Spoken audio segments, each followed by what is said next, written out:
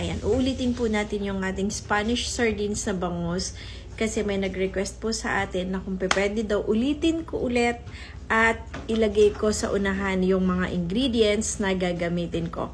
So, eto na po yung request nyo. So, eto po yung mga ingredients natin sa ating Spanish sardines na bangus. Isa-isahin po natin at kayo na po yung bahala kung kukumpletuhin nyo or hindi. Kasi pwede naman pong hindi kumpleto yan. Pwede po natin hindi lagyan ng pickles. Pwede naman walang green olive. Pwede naman yan wala. Basta ang importante pong meron ay olive oil at yung ating laurel, yung ating bawang, yan, at saka yung ating mga bilog-bilog na pepper. Kailangan din pong importanteng meron ay yung tubig. Kasi hindi po maluluto yung ating bangus pag wala siyang water. So, kailangan natin ng water. Ito na po yung sunod-sunod natin na gagawin sa ating Spanish sardines na bangus. Panoorin niyo po. Gaganda ng sili. May nabibili po sa palengke ng mga nabalata ng garlic. Pwede na po yun para hindi na madagdag sa oras nyo yung pagbabalat. Maglagay po tayo ng tubig na malinis and then lagyan natin ng asin. Tapos ibabad po natin dito yung ating bangus para magkaroon po ng lasa na or ma-absorb niya po yung salt. Habang binababad natin yung ating bangus, magbalat naman tayo ng carrots at yung iba pa nating ingredients na ilalagay para ma-prepare natin bago natin siya iluto. So, ayan na po, 30 minutes na po yan at nagawa ko na rin yung ating mga carrots. Na-prepare ko na rin lahat ng mga ingredients natin. Isunod naman po natin ngayon kung papaano natin pagsusunod-sunurin yung paglalagay natin ng ingredients sa loob ng pressure cooker, pati na rin si bangus. So, ayan po. Naka-prepare na lahat. Kinumpleto ko po siya para na rin doon sa mga nag-request na kung ano-ano yung kailangang ilagay.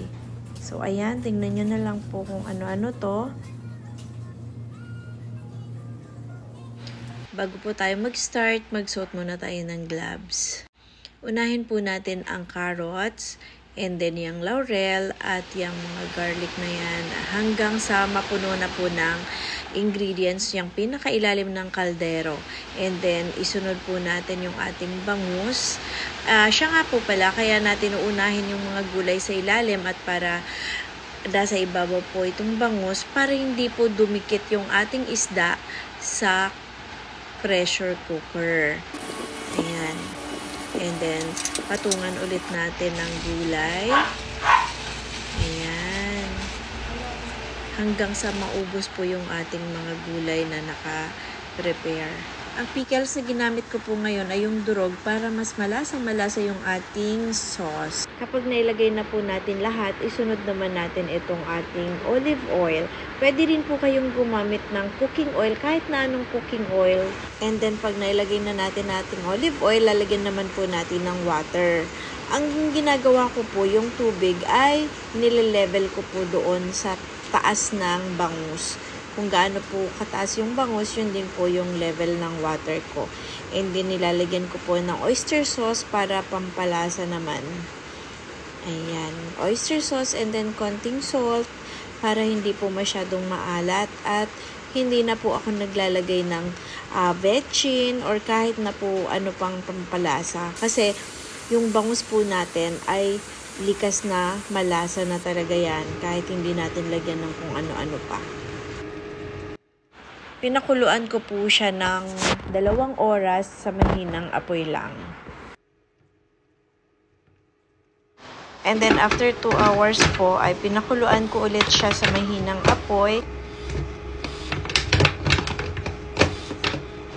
And another 2 hours ko po ulit siyang pinakuluan hanggang sa lumambot na po yung ating bangus.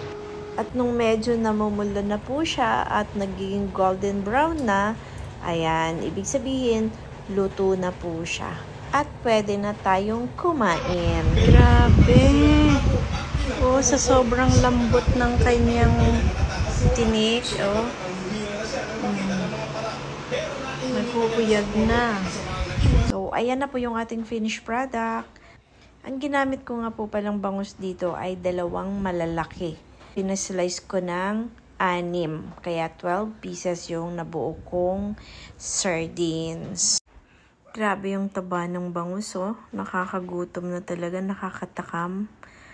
Alam mo yung gutom ka na, nung nakita mo to, lalo kang nagutom at talagang hindi na kayang tiisin yung gutom. Yan. Yan, ano mo na? Yan. Lahat, makuha.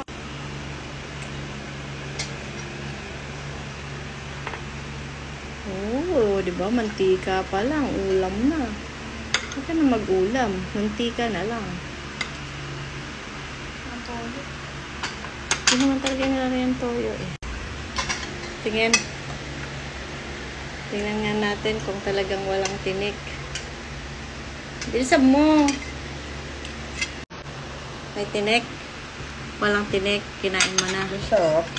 Kasi ayan yung tinik niya. Ayan na. Sardinas na talaga. Ayan yung kanyang bato.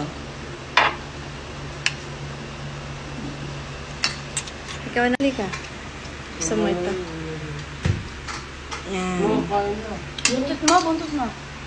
Ito yung buntot niya, oh. Makakain mo pa rin yung buntot kasi lumambot na yan. Ako ay hindi kutsara. Hindi maanghang? Hindi ba maanghang? Ang una maanghang. Hindi na. Kasi hindi ka naman.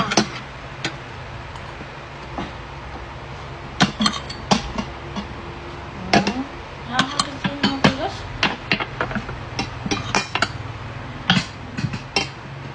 Yung nakalagay kasi dito, Hindi mo ininit? ininit sa microwave. Ito ma.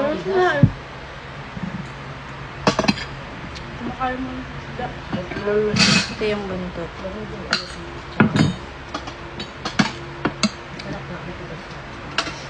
Kasi yung pusit. Siguro, masarap din yung pusit na ganyan. Wala namang buto yung ano. Kaya nga, walang buto pero malambot. Oo, yung ginagawa sardinas. Diba? Ang dami tayong mga buto. Sarap. Yung mantika pa lang, ulam na eh, no? Maong. Layo mo naman kasi.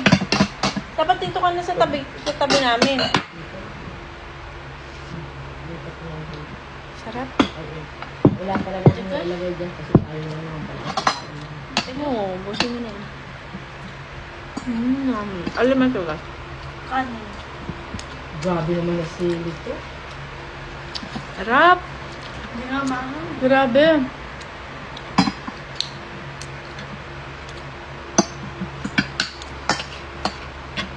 Grabe ang sili. Manghang bakit kumakain to? Hindi. Hindi manghang. Naging ano lang, naging dekorasyon lang yung ano. Yung sili. Gusto ko sana papakin yung isda, pero pag pinapak mo yung isda, hahanapin mo talaga yung kanin. Kaya hindi dapat na isda lang. Kasi ang sarap sa kanin. Ano ito may beans? May beans ba yun? Wala. Hindi sarap pag may beans. Di maanghang eh. Kawawa naman ako, wala akong tupet. Hindi manghang. Hindi manghang? May malamang gano'n. Sobrang hindi manghang.